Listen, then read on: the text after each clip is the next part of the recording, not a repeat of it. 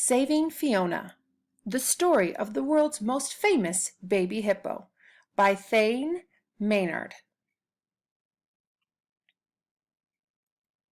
This is Fiona. She is a baby hippopotamus, but not just any baby hippopotamus.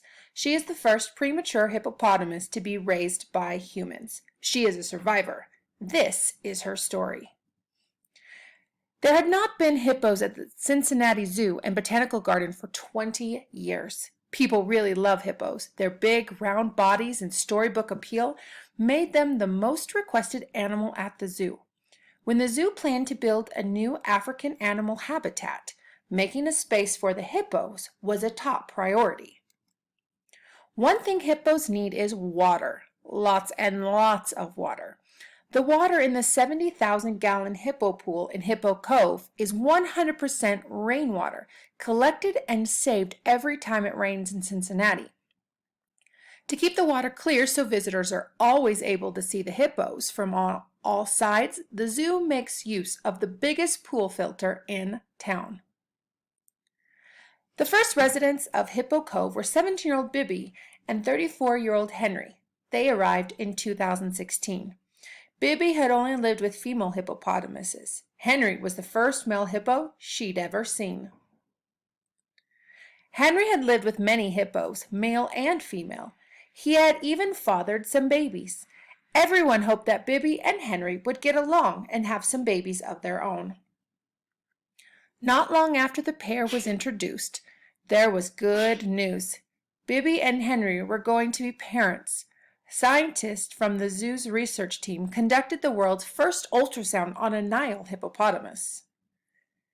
Because hippos have a thick layer of fat to insulate them from their life in the water, nobody was sure if the ultrasound would even work. But a scientist slid under Bibby's huge belly, and sure enough, you could see a spinal cord and even little hippo feet. The zoo staff continued to monitor Bibby throughout her pregnancy. Soon, there would be a baby hippopotamus at the Cincinnati Zoo. But sometimes things happen too soon. Bibby's caregivers noticed that though it was 2 months early, Bibby was acting as though she was going to give birth. She had no appetite. She was swimming continuously and doing barrel rolls. Her body showed signs of labor. They rushed to her area in Hippo Cove, where they got a big surprise. Even though Bibby wasn't due to give birth until March, lying there on the ground was the littlest hippo anybody had ever seen. It was January 24th, 2017.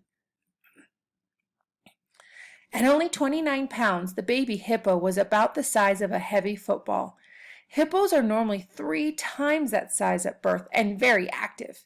In the wild, hippos are born in the water and can climb right up onto their mother's back.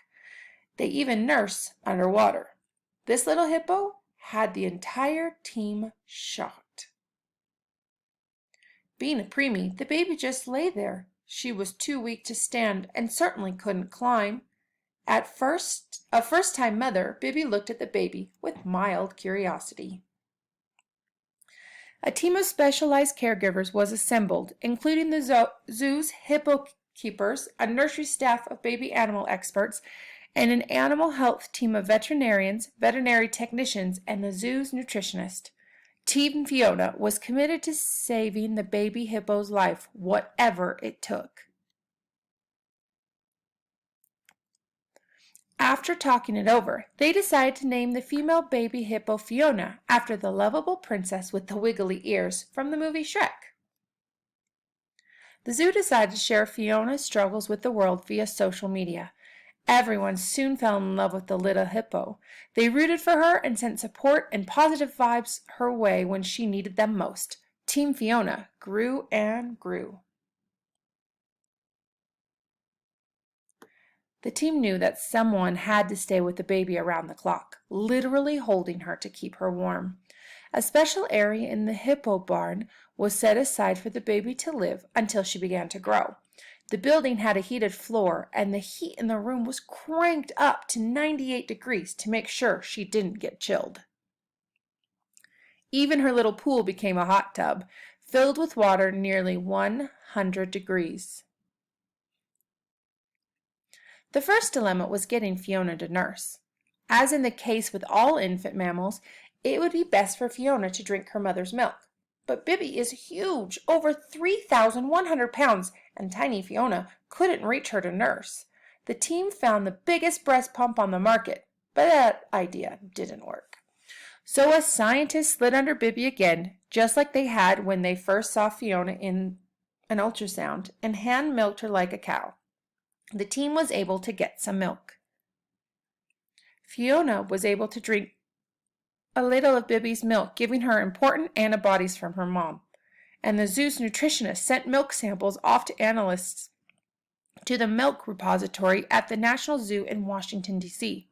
They learned, for the first time, that hippo's milk is much higher in protein and lower in fat than human milk. So every day a special formula was mixed up and heated for Fiona to drink. But it was difficult to keep Fiona interested in feeding, and sometimes she would have a difficult time breathing. You can imagine how much Fiona did not like the oxygen tube or cannula in her nose. The zoo's nursery keepers know that the key to raising a healthy baby animal are making sure the baby gains weight and stays hydrated.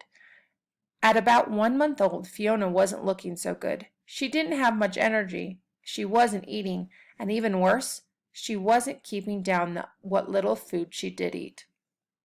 It takes a village to raise a premature hippo.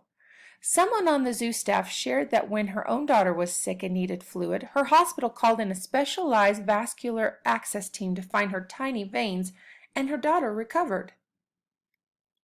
So when the zoo reached out to the Cincinnati Children's Hospital, they sent their special vet nurses right over to put in a hippo IV. It took a couple of tries because Fiona pulled the first one out, but eventually the IV stayed in for a week, and Fiona was finally well hydrated. She started gaining weight and becoming more active.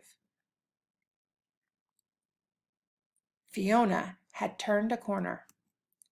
Fiona began putting on 2 to 3 pounds a day and graduated 2 more pool sizes as she grew. Once she was a few months old, she began living in the area adjacent to her mother and father, so the family could begin bonding.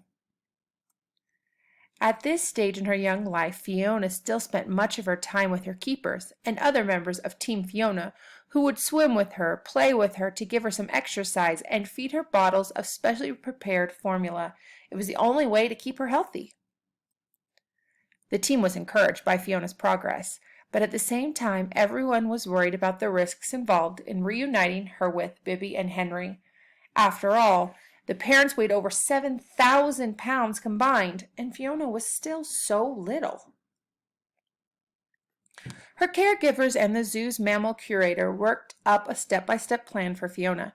She began by learning to push off the bottom of a big indoor pool, chaperoned by keepers, in case she couldn't navigate the deeper water or get to the surface to breathe.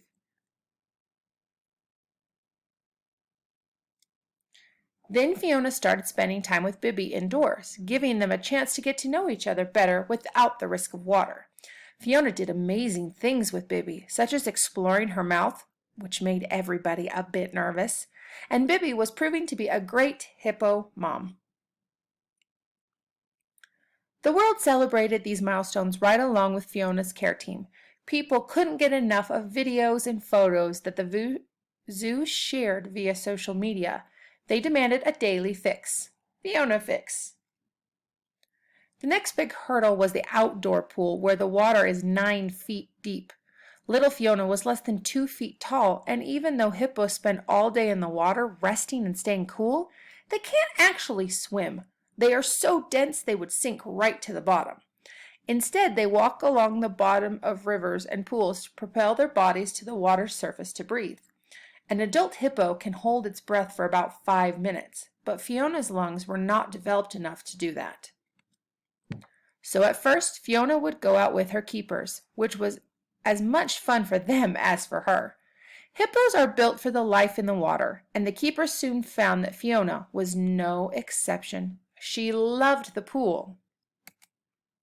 Then came the big day everyone had looked forward to with a little sadness. When Fiona was about 4 months old, it was time to let her explore the big pool with Bibby. This would mean the end of the daily swimming and contact with her keepers, who had raised her since her unexpected beginning. Fiona did great with her mom and had fun in the pool, playing and bouncing around underwater every day. It was clear that her keepers missed her more than she missed them, which is a good thing since she will spend her life with hippos, not people. The grand finale was the family reunion when Henry, Bibby, and Fiona started spending time in the pool together. Fiona continued to play and be a very active little hippo. By the time she was 6 months old, she weighed over 400 pounds.